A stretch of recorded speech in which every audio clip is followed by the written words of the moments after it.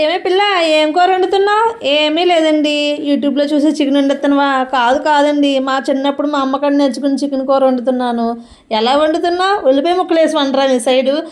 కాదండి, ఉల్లిపాయ ముక్కలు వేస్తే మా నాన్న తినరు, అందుకనే గ్రేవీ వేస్తాము. అదేంటి గ్రేవీ ఏంటి అంటున్నారా?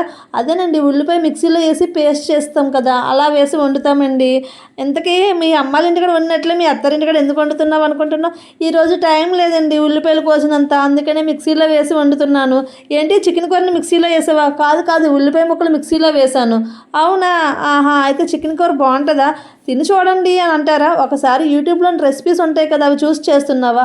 కాదండి, మా అమ్మకాడ నేర్చుకున్నానని చెప్పాను కదా, అలా చూసే చేస్తున్నాను. మొత్తానికి ఎలాగైతే ఏమి చికెన్ కూర అయితే చేసేసావా? ఇన్ని మసాలాలు వేస్తారా ఎవరైనా? నూరిసిన మసాలా వేస్తే ఎంత టేస్టీగా ఉంటుందో. ఈ కాలంలో అందరూ మిక్సీలే కదా ఓడుతున్నాం. ఫైనల్గా చికెన్ కూర అయితే రెడీ అయిపోయింది. మా పిల్లలు అయితే ఎంజాయ్ చేశారు. వీడియో నచ్చితే లైక్, షేర్, సబ్స్క్రైబ్.